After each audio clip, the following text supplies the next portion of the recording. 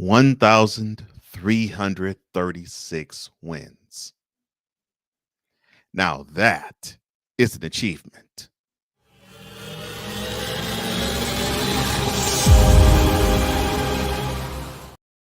Hi, I'm Cole Johnson, here to give you those fresh takes on the daily, which is what the show is called, presented by Cole Sports. And today it is Monday, and you know how we get down on Monday.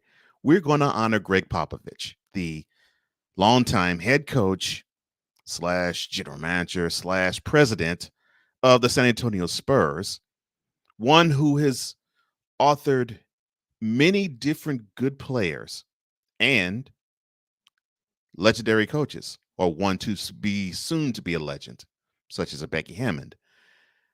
His presence is prodigious. The measure of the man is even greater. And so we're going to commemorate Gregg Popovich, the 73-year-old head coach. And this is what today's list is all about.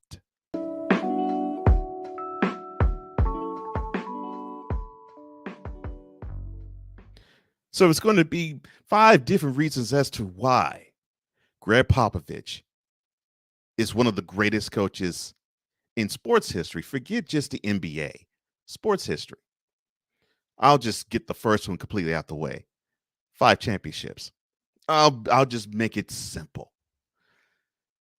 So he was a guy who in 1996 saw that there was going to be a hole in the team. He saw that David Robinson was getting older, other parts was getting even older along with him, and he started to see a tail dive with the team.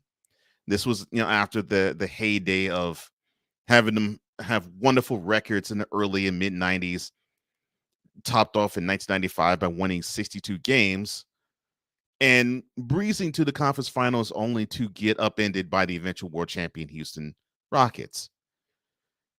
He was seeing the tail spin and the tail dive, and then David Robinson the very next year gets hurt. And so the ship needed to be righted, and many actually thought that this was an arrogant move by Gregg Popovich, that he would just fill in. And it's like, well, he's brass, he's office. Why is he coming down off the ivory tower to man the sideline? Little did most of us know that man has forgotten more basketball than most of us know. And he's reeled off 5 championships, one in 1999, one in 2003, one in 2005, one in 2007, and one in 2014. And he just keeps coming. Number 2, the talent. Now, I just mentioned some of the names, but I'll start with David Robinson. Now, of course, David Robinson was coached by others long before Popovich came upon the scene. However, Popovich did use and coach up Robinson. In fact, he had to be the one to tell the admiral, but the admiral was the type of guy who was a team player, but he had to be the one to tell the big fella, you're not going to be the number one guy in the team anymore. We're going to go in a different direction. And so they hit rock bottom, as I mentioned, in the year 1996, and then they drafted Tim Duncan, and their fortunes changed. I won't say overnight, but their fortunes changed very soon. And they became the team that many would call boring, many would call fundamentally sound, but not interesting. But it took winning all those championships to recognize, that the team isn't boring. It is actually quite sound, and when you look at how they play, it's actually pretty good. It helped to have a guy like Duncan who was financially, no, he was financially sound, who was fundamentally sound, as Shaquille O'Neal nicknamed him the Big Fundamental, to have that trickled down to the rest of the players. And fundamentals was the one thing that the rest of the team had to do. They had to be fundamentally sound, both on offense and on defense, definitely on defense, but on both sides of the floor, they had to be fundamentally sound. And then the other players came aboard. Manu Ginobili, the Argentine who popularized, oh, I shouldn't say popularized, but pioneered and popularized the Euro step, but also, in my estimation, became one of the greatest sixth men ever in the game. Actually, he's my personal favorite sixth man because this guy had the talent of a starter. I'm just going to put it out there. He had the talent of a starter, but he decided to come off the bench. And what a stroke of genius by Popovich to allow that to happen. And the unselfishness of Ginobili to perform admirably in that role. Then there is this little known French point guard by the name of Tony Parker, who barely knew English by the time he was drafted by the Spurs. And people were ridiculing Popovich for picking this guy out. But again, this guy's gotten more basketball than we knew. And he coached up Parker, coached him up further, to where you looked at him and he became one of the greatest point guards in that era. And he became so good, he ended up having an MVP in the finals to show for it. The nucleus of Duncan, Ginobili, and Parker all symbolized best what Popovich did best, and that was to galvanize teams and make them sell themselves on the idea that it's one for all and all for one. That you may have someone who is the best player on the team, but even the best player on the team had to capitulate to Gregg Popovich. Because if he did not, it would be a world of hurt for him. And when the program started to become more favorable toward people, I would say probably around 2005, you started to have people like Robert Horry come aboard and contribute what he could to a couple of chips. And the same thing with Steve Kerr. He also contributed a couple of chips to the Spurs as a role player and as a bit player. And of course, you had others. Patty Mills is another. Bruce Bowen was another.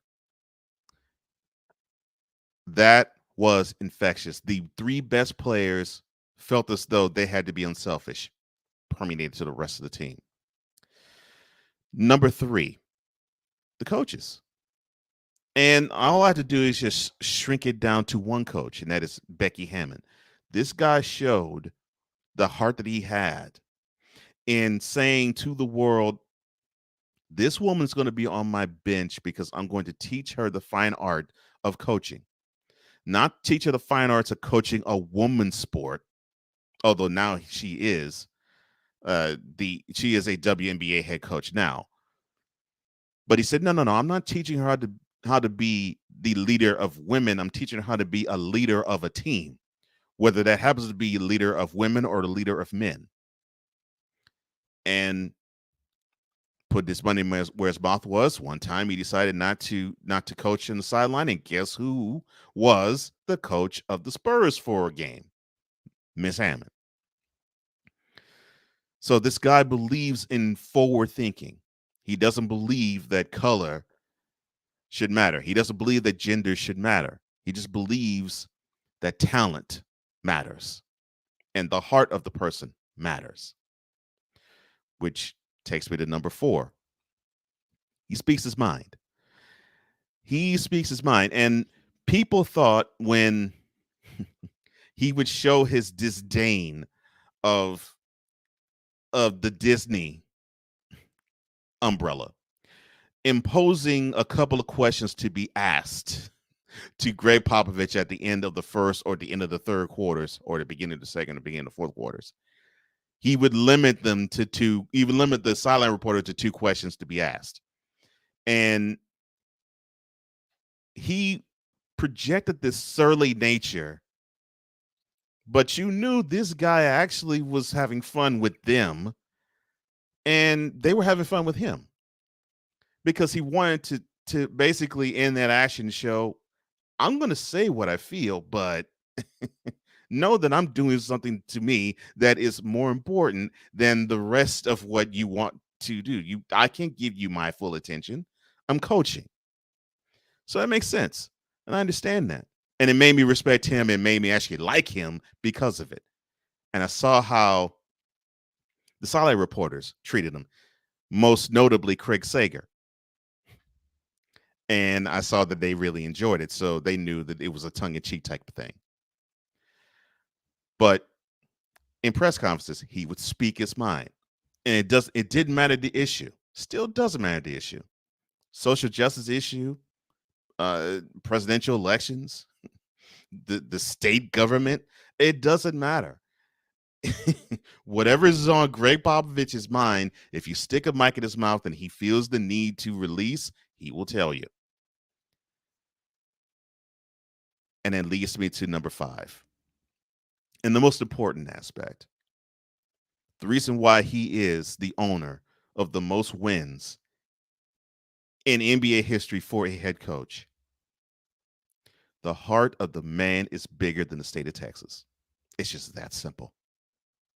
You ask anybody who has come in contact with him, anybody from Tim Duncan to Manu Ginobili to Becky Hammond to Tony Parker to Craig Sager to Dennis Aldridge to Lisa Salters, anybody who has had contact with Gregg Popovich, they will tell you he's one of the most brilliant men, one of the most honest men, but one of the most compassionate men that you'll ever meet. So fast forward to Friday night when the 104-102 victory was recorded for the Spurs over the Jazz. He shook a few of the Jazz hands because he shook Snyder's hand, the head coach of the Jazz. Shook some Jazz players' hands, shook some Spurs players' hands, and then Spurs players got around and they wanted to big him up and shower praises upon him. He enjoyed it for the, I guess, 30 seconds that they did it, and then he promptly walked away because he's all about the attention not wanting to be really on him. Even in the honor that is his, he said post game press conference that this wasn't his honor, this was the team's honor, this was the players' honor, this was the city's honor, this was San Antonio's, this was the Tim Duncan's honor, this was the Tony Parker's honor, this was the Manu Ginobili's honor, this was even the Kawhi Leonard's honor. You know, David Robinson, this was the honor of all the players he coached in the last 26 years. This is all the fans that have turned the turnstiles of the SBC Center Arena in San Antonio or the Alamo Dome earlier. This is the honor of the city that is home to the Riverwalk. This wasn't his honor. This was theirs. That to me is why when I see 1336, I have a smile on my face because the man who deserves to have the praise heaped upon him is so selfless that he's like, this honor isn't mine. This honor is everybody else's. Well, Greg, let me give the flower to you, sir. Pop, you're one of the greatest men in the NBA history. I'm so honored to even speak your name and talk about you in any one of the videos that I'm doing. Congratulations, sir. You deserve all of the praise and the honor that you so richly and rightfully deserve.